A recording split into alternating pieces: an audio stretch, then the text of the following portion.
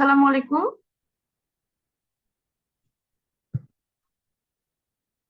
আসসালামু আলাইকুম। ওয়ালাইকুম আসসালাম। ওয়ালাইকুম আসসালাম রহমতুল্লাহ। এখানে দুইজন জয়েন করেছেন এখন, আলিফ ভাইয়া, সঞ্জয় মিত্রা। আপনারা কোত্থেকে জয়েন করেছেন কাইন্ডলি জানাবেন?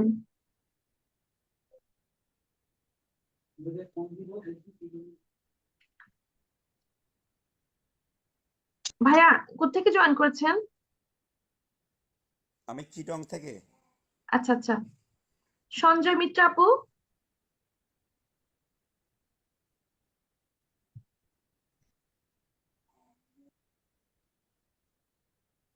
আচ্ছা, আমরা একটু আহ, দুই মানে 2-3 মিনিট আমরা একটু ওয়েট করি। সবাই একটু আস্তে আস্তে জয়েন করুক। আপনারা থাকেন, আমি আছি। আমরা একটু 5 মিনিটের মধ্যে আমরা শুরু করে দিব ইনশাল্লাহ।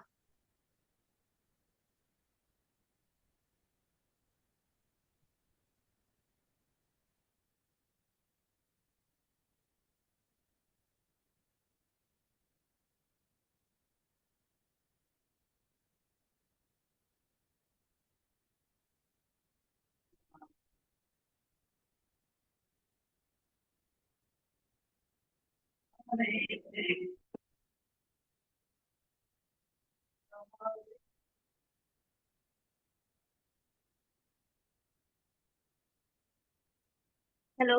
আমার শরীরটা বেশি ভালো না, আমারও তাড়াতাড়ি এখন ঠিক আছে। হ্যালো। আচ্ছা, বুঝিনি। ওই যে নেট ওপেন করছি।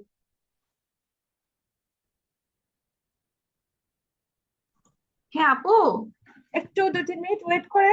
আমাদের আরো কেউ কেউ আসার কথা ছিল, তো আমরা একটু 2-3 মিনিট তাদের জন্য ওয়েট করে আমরা আমাদের ক্লাসটা শুরু করে দিচ্ছি ইনশাল্লাহ।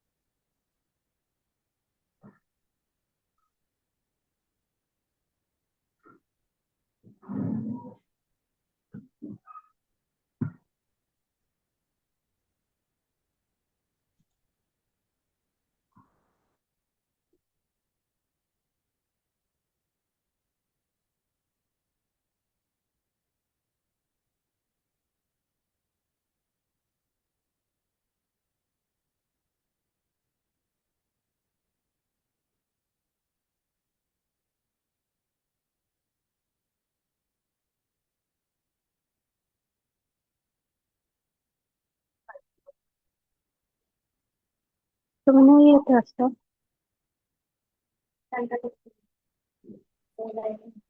আসসালামু আলাইকুম। হ্যাঁ, আমরা একটু ওয়েট করেছিলাম। আমাদের সবাই অনেকে জয়েন করতে চেয়েছিলাম। আস্তে আস্তে সবাই জয়েন করুক, আমরা আমাদের কাজটা শুরু করে দিই আর কি। আমাদের ক্লাসটা শুরু করে দিচ্ছি। আসসালামু আলাইকুম। আহ, আমি হচ্ছে জান্নাতুল ফেরদৌসী। আমি চাইল্ড কাউন্সিলিং করি এবং হচ্ছে আমি অটিজম নিয়ে কাজ করছি, অটিজম অ্যাক্টিভিস্ট। এবং একজন প্যারেন্ট কাউন্সিলর হিসেবে কাজ করছি। তো আজকের যে শিষ্টাচার কোর্সটি, এটা আসলে আমাদের স্টুডেন্টরাই করবে।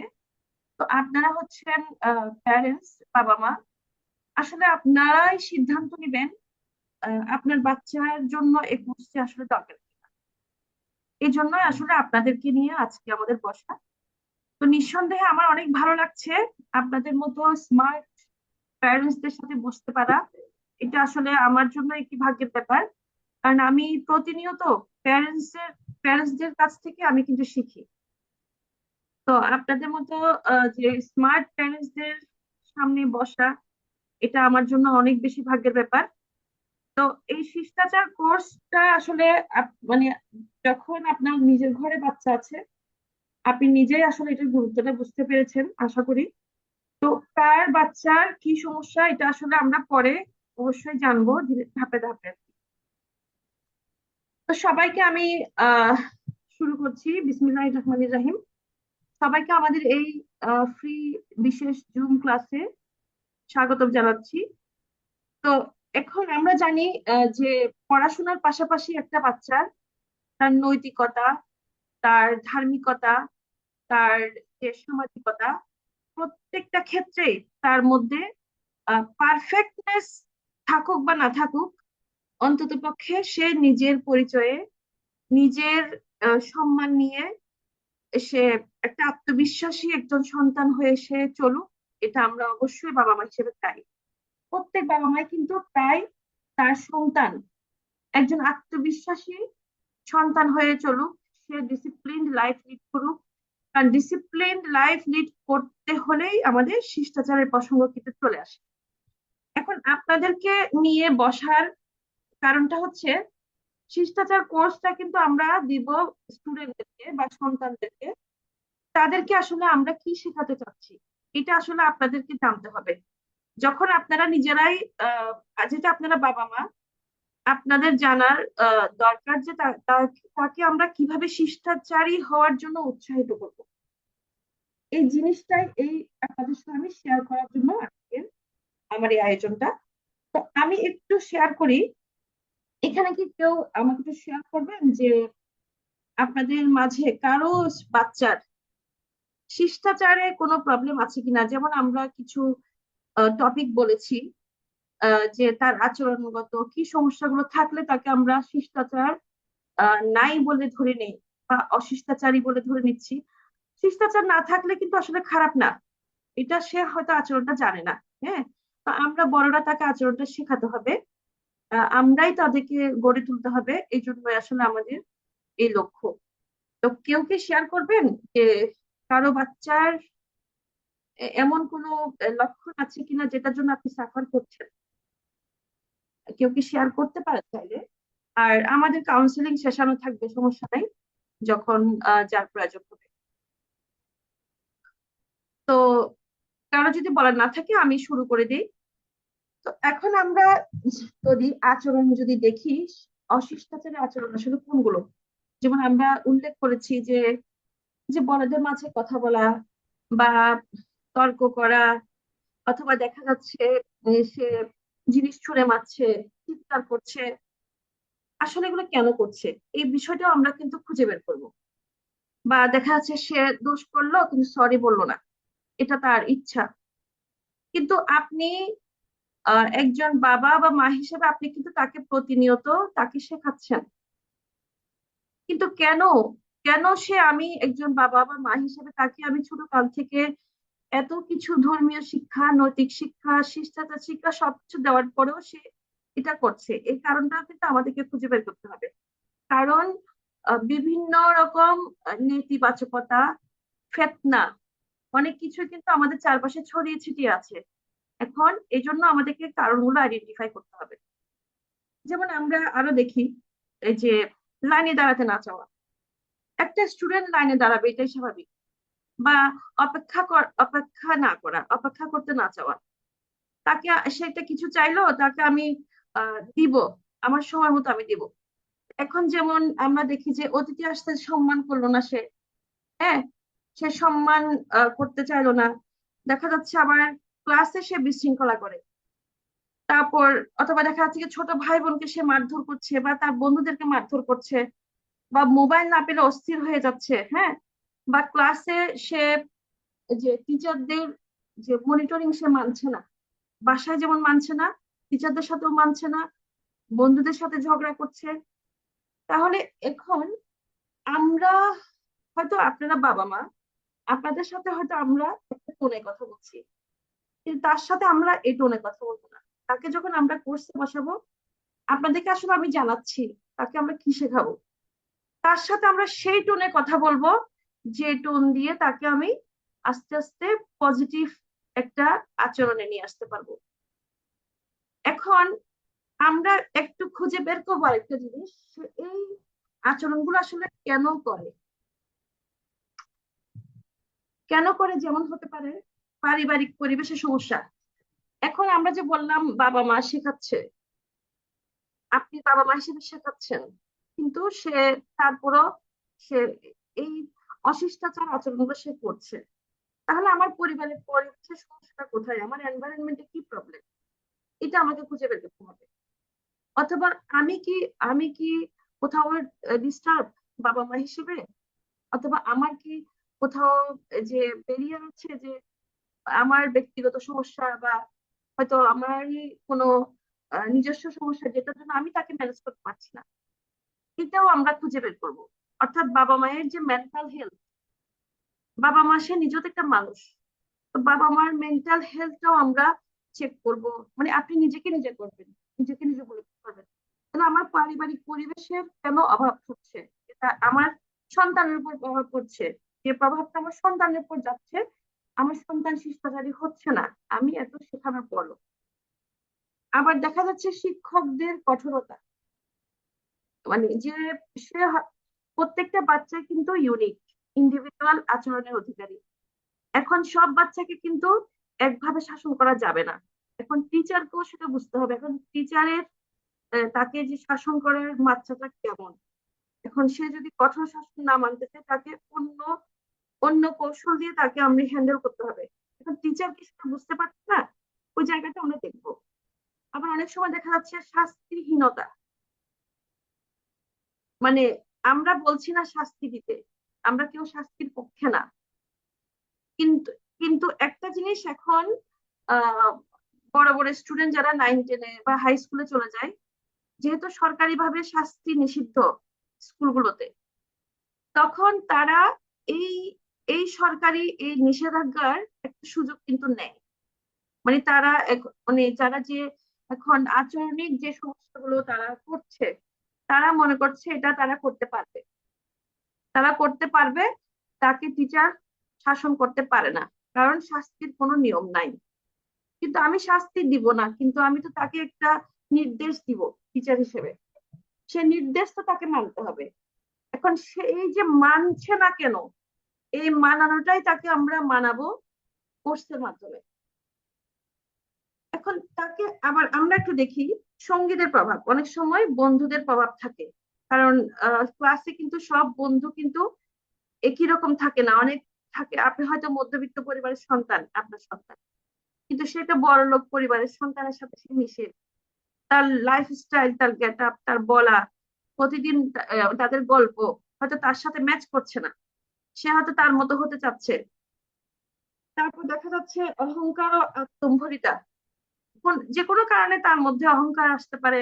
এখন অহংকার বা আত্মম্ভরিতাটা কি হতে পারে, হ্যাঁ আপনি হয়তো তাকে সুন্দরভাবে শিক্ষাটা দিচ্ছেন, কিন্তু এমন কাউকে সে ফলো করছে যেটা হয়তো তার মধ্যে এই আচরণটা নিয়ে আসছে, বা হাইপারনেস। হ্যাঁ, তারপর দেখা যাচ্ছে এখানে সোশ্যাল মিডিয়ার প্রভাবটা কিন্তু অনেক বেশি। সোশ্যাল মিডিয়ার যে এখন তো যেহেতু ছোট ছোট রিলস বা যে অনেক কিছু তো এখন বের হয়েছে, আপনারা জানেন, স্ক্রল করে করে বাচ্চারা দেখে। আমরা তো আসলে মোবাইল থেকে বাচ্চাকে দূরে রাখতে বলি,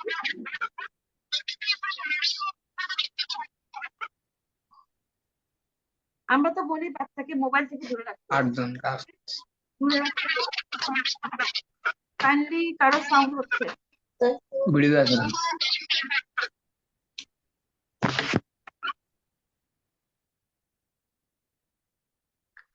এখন এই যে সোশ্যাল মিডিয়ার প্রভাব, এটা তো আসলে আমাকে আর খুব বেশি ব্রিফ করতে হবে না আশা করি, কারণ যখন বাচ্চারা বা স্টুডেন্ট আসে তার ইচ্ছা মতো স্বাধীনভাবে মোবাইল ইউজ করার সুযোগ পাচ্ছে, কিছু বললেন ছোট ছোট রিলস আছে, বা এখন বা ইউটিউবে যে কোনো কিছু সে তো স্ক্রল করতে পারছেই। যখন সে এগুলো যে বিশেষ কোনো লিঙ্ক সে ফলো করে, মনে করেন প্রত্যেকে তো ভালো লাগার কিছু লিঙ্ক থাকে, তখন কোনোটার প্রভাব তার মধ্যে কাজ করছে।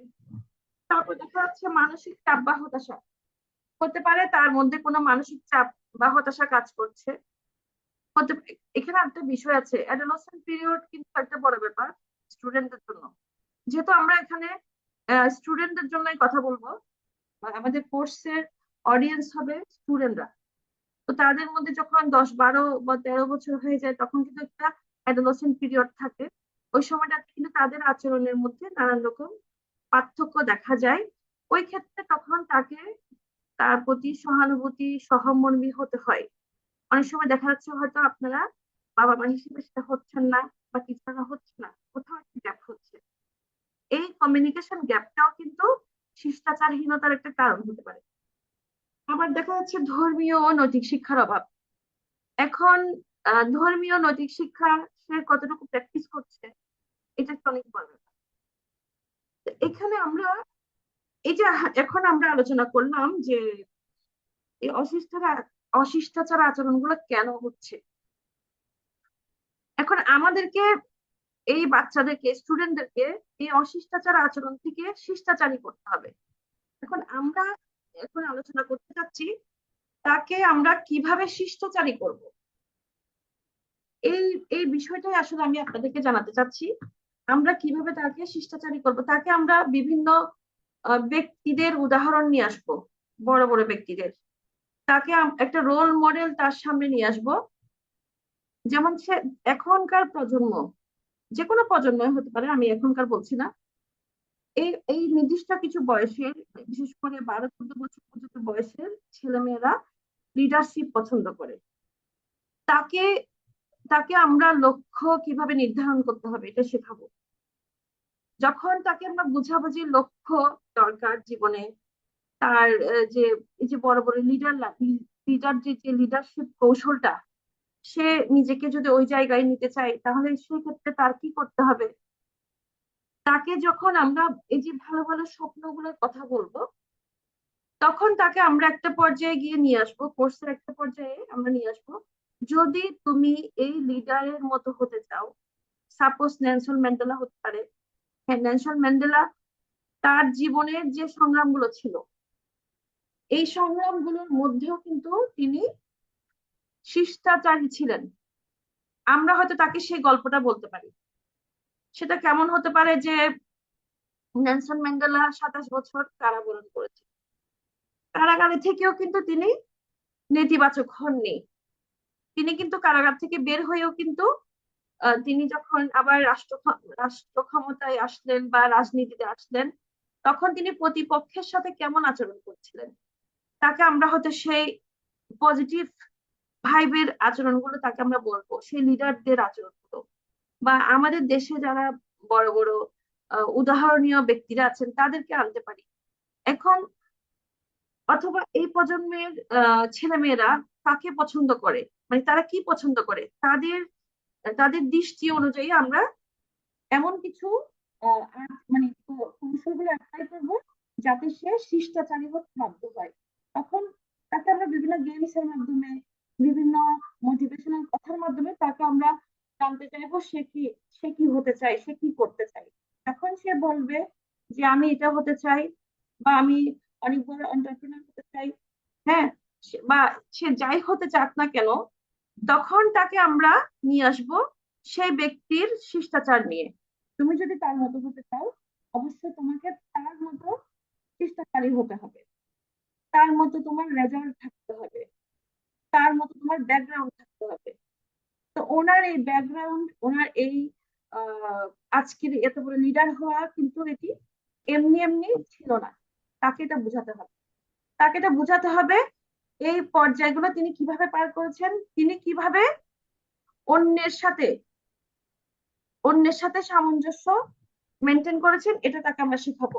তাকে আমরা শেখাবো তার ব্যক্তিগত উন্নয়ন নিয়ে, পার্সোনাল ডেভেলপমেন্ট যেটা। একজন একজন ব্যক্তি বা একজন স্টুডেন্ট সে যখন তার নির্দিষ্ট লক্ষ্যে পৌঁছতে চাইবে তখন তাকে অবশ্যই কিছু ডিসিপ্লিন মেনে যেতে হবে, কারণ একজন বিশৃঙ্খল মানুষ কখনো বড় জায়গায় একজন বিশৃঙ্খল মানুষ কখনো বড় জায়গাতে যেতে পারে না। সে যদি নিজের স্বপ্নের সমান বড় হতে চায়, আমরা এপিজে আব্দুল কালামের কথা বলতে পারি তাকে। তিনি বলতেন মানুষ তার স্বপ্নের সমান বড়। তো তিনি একজন মিসাইল ম্যান কিভাবে হয়েছেন আমরা তার সাথে সে গল্প করতে পারি।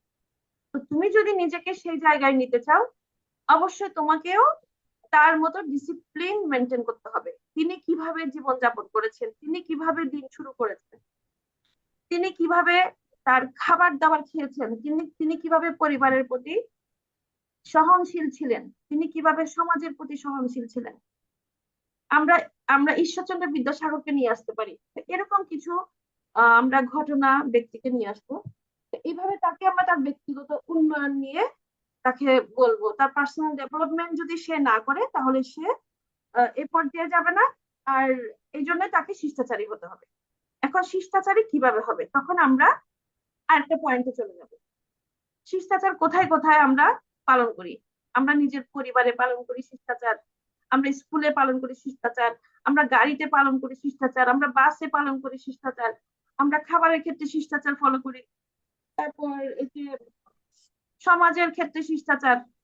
তো প্রতিটা ক্ষেত্রে যে শিষ্টাচার গুলো আছে আমরা এগুলো তুলে ধরবো তার কাছে। অর্থাৎ আস্তে আস্তে তার সাইকোলজিকে আমরা চেঞ্জ করে করে একটা পর্যায়ে নিয়ে আসবো যেখানে সে শিষ্টাচার আচরণ করতে এবং শিখতে বাধ্য হয়, আগ্রহী হয়। আমরা তাকে বাধ্য করবো না, আমরা তাকে আগ্রহী করব। তাকে আমরা শিখাবো কিভাবে সামাজিক সম্প্রীতি রক্ষা করতে হয়, সমাজের শিষ্টাচার শান্তি করে। এখন এই জিনিসটা তাকে আমরা বোঝাবো কিভাবে পারস্পরিক সম্মান বাড়ায়, কিভাবে মানুষের মধ্যে দ্বন্দ্ব কমানো যাবে। একজন শিষ্টাচারী মানুষের সাথে কিন্তু সহজে মানুষের সাথে দ্বন্দ্ব হয় না। পারিবারিক জীবনে যেমন একটি ভালোবাসা বা শান্তির ভিত্তি সে কিভাবে গড়ে তুলবে, সে কিভাবে তার পরিবারের সদস্যদের প্রতি শ্রদ্ধাশীল হবে, বড়দের সাথে সে কিভাবে শ্রদ্ধাশীল হবে, ছোটদের প্রতি সে কিভাবে স্নেহশীল হবে, তাকে আমরা এটা বুঝাবো। বা সে বিদ্যালয়ে বিদ্যালয়ে তার শিক্ষক শিক্ষার্থীদের সাথে তার সহপাঠীদের সাথে কিভাবে সে সুসম্পর্ক তৈরি করবে, সে কিভাবে বিদ্যালয়ে তার লিডারশিপ কৌশলটা সে রপ্ত করবে, সে কিভাবে ভবিষ্যতের জন্য নিজেকে প্রস্তুত করবে, এটা তাকে আমরা বোঝাবো। তখন তাকে আমরা বলবো যদি তুমি এটা হতে চাও তাহলে তোমাকে শিষ্টাচারী হতে হবে। You you are compelled to do this শিষ্টাচার। ছোটবেলা থেকেই এটা আসলে চর্চা করতে হবে। তাকে আমরা আস্তে আস্তে তার ছাত্র জীবন থেকে, পারিবারিক জীবন থেকে, সামাজিক জীবন থেকে তাকে আমরা পেশাগত জীবনে নিয়ে যাব। পেশাগত ক্ষেত্রে যে সেটা পেশাগত জীবন, রাষ্ট্রীয় জীবন, আমরা যাই বলি না কেন, যখন তুমি একটা ভালো কর্মক্ষেত্রে যাবা তখন তোমাকে সময় নিষ্ঠতা মেনটেন করতে হবে, তোমাকে সৌজন্য বোধ জানতে হবে, তোমাকে দায়িত্ববোধ শিখতে হবে এবং দায়িত্ববোধের মাধ্যমে তোমার সফলতা আসবে। আর সহকর্মীদের সাথে কিভাবে আস্থা লাভ করবে, এমনকি ফোনে কথা বলা, আমরা যেটা বলি ফোন আচার, এটাও কিন্তু একটা শিষ্টাচারের বিষয়। তো আমরা এরকম কিছু ক্ষেত্র নিয়ে আসবো।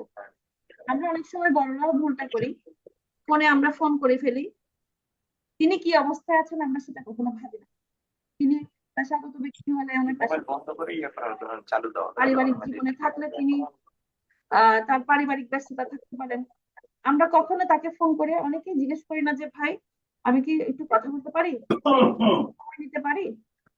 তো যারা আমরা করি তারা অবশ্যই এটা একটা আচার, কোন আচার বা শিষ্টাচার।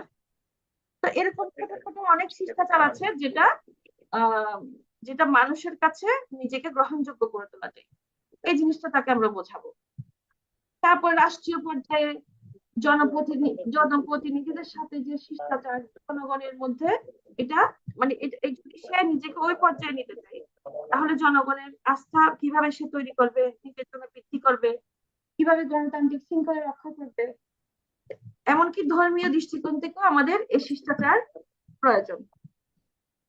সবশেষে যেটা তাকে আমরা কোর্স শেষে তাকে আমরা যেটা দেখাতে চাই আপনাদের পরিবারকে বা আপনারা কি পাবেন সন্তানকে এই কোর্সে দিয়ে, আপনারা যেটা পাবেন সেটা মানে পাবেন মানে আমরা চেষ্টা করব, কারণ আমরা তাকে ফলো আপ করবো পুরো 1 মাসে। আমাদের আমরা কয়টা ক্লাস হবে সেটা বলছি।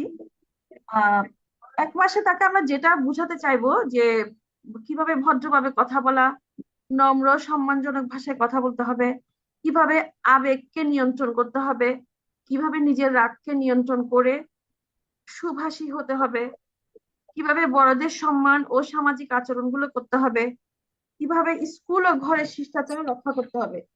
তো এটা তাকে আমরা বোঝাবো। এক্ষেত্রে আমরা আহ পুরো 1 মাসে আমরা 8টা ক্লাস, প্রতি সপ্তাহে আমরা 2টা করে ক্লাস রাখবো। টোটাল আমরা 8টা ক্লাস রাখবো।